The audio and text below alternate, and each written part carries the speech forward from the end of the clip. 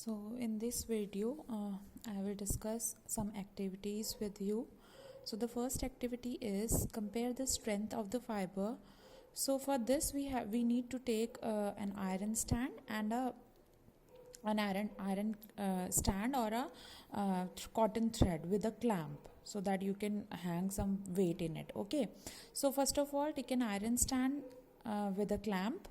Okay, and take a cotton thread of about 60 centimeter length and tie it to the clamp so that it hang freely as shown in the figure. Okay, and tie it to the clamp so that it hang freely from it is shown in the figure. ये एकदम freely hand करता हुआ होना चाहिए. तो at the free end suspend a pen. एक pen रखेंगे आपने रखना है जिसमें कि आप कोई भी weight रख सकते हो that can be placed in it. Okay, and add weight one by one. Okay, इस weight पहले हम थोड़ा सा weight रखेंगे फिर one by one करके वेट को बढ़ाते जाएंगे टिल द थ्रेड ब्रेक्स. और जैसे ही वो ब्रेक करेगा now note down the total weight required to break the thread. Okay, कितना वेट लगा है उस थ्रेड को ब्रेक करने के लिए वो आप नोट डाउन करेंगे. And this weight indicate the strength of the fibre. ठीक है, ये क्या इंडिकेट करता है कि उस फाइबर की कितनी स्ट्रेंथ है. और ये एक्टिविटी आप रिपीट करेंगे different type of threads clothes के थ्रेड से, जैसे कि आप वूल से, पॉलिस्टर से, सिल्क और नायलॉन से कर सकते हैं. ओके, और हर केस में आपका रिजल्ट डिफरेंट आएगा. Now the second activity is compare water absorbing tendency. For this you need two cloth pieces of the same size, roughly a half a meter square each, and one of these should be from a natural fiber. जैसे कि cotton लिया, ये natural fibre है, और same size का आप polyester लेंगे जो कि सिंथेटिक फाइबर है.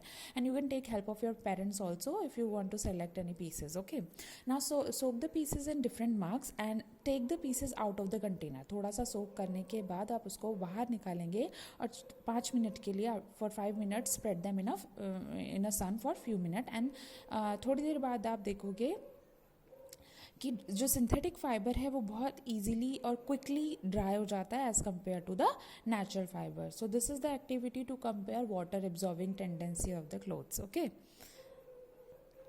now the this chapter is finished, synthetic fibers and plastics.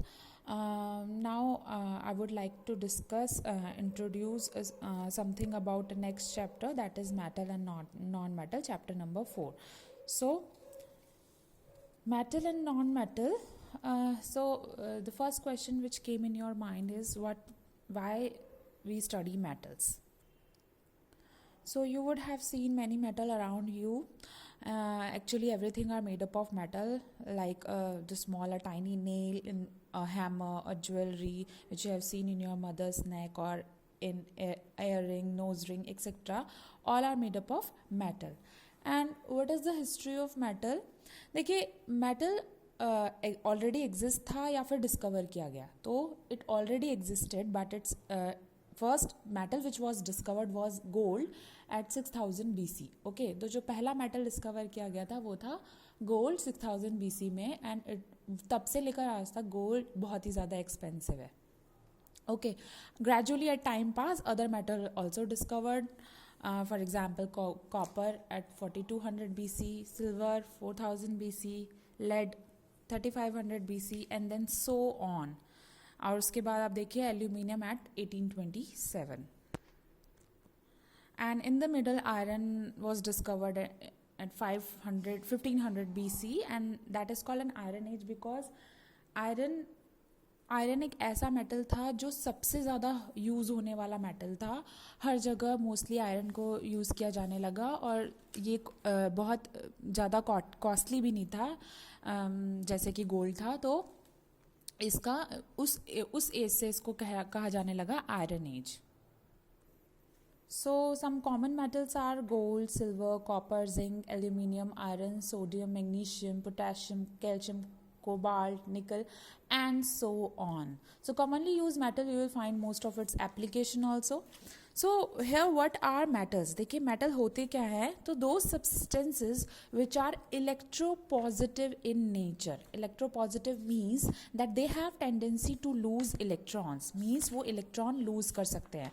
अब आपके माइंड में क्वेश्चन अराइज हुआ होगा कि what are electrons? Electrons होते क्या हैं, या प्रोटॉन या न्यूट्रॉन. So देखिए anything we see around us is a matter. Okay, and matter is made up of matter is made up of molecules, okay, and molecules are made up of atoms. तो molecule किससे बनते हैं? Atoms से बनते हैं. तो inside atom there are 3 kinds of particles. 3 particles होते हैं. पहला होता है इलेक्ट्रॉन जो कि नेगेटिवली चार्ज पार्टिकल होता है, देन प्रोटॉन पॉजिटिवली चार्ज होता है, एंड देन न्यूट्रॉन जो कि न्यूट्रल होता है. लाइक दिस, इसका अरेंजमेंट कुछ इस तरीके से होता है. ये प्रोटॉन और न्यूट्रॉन का कॉम्बिनेशन जो कि न्यूक्लियस के अंदर रहता है. और इलेक्ट्रॉन इज अ मोबाइल मतलब फ्रीली मूव करता है around the proton and neutron. Okay, so metal की क्या टेंडेंसी होती है? देखिए, ये एक न्यूक्लियस है, जो बिल्कुल डार्क सर्कल्स ये दिख रहे हैं, ये हैं आपके प्रोटॉन, और जो ये मैंने जिसको फिल नहीं किया है, ये है इलेक्ट्रॉन. अब देखिए 4 ही प्रोटॉन है, 4 ही इलेक्ट्रॉन है, लेकिन मेटल की टेंडेंसी होती है कि वो इलेक्ट्रॉन लूज कर सकता है. तो अगर यहाँ से एक इलेक्ट्रॉन लूज कर गया तो इसका मतलब अब पॉजिटिव चार्ज कितने हैं? 4, और नेगेटिव चार्ज कितने हैं? 3. दैट मीन्स अब जो भी है वो एटम क्या हो गया? बिल्कुल पूरा का पूरा पॉजिटिव हो गया. ठीक है, so this is the tendency of metal always have tendency to lose the electron. That means they are losing negatively charge particle. Okay, so जैसे कि सोडियम है, सोडियम इलेक्ट्रॉन लूज करेगा एक, तो वो क्या बन जाएगा? एक पॉजिटिवली चार्ज पार्टिकल. सो सारे मेटल्स क्या होते हैं आपके? They have the tendency to become positively charge particles. Rest of it I will explain in my next video. Just do the worksheet in your notebook and do the notes and as well as worksheet in your notebooks. Thank you.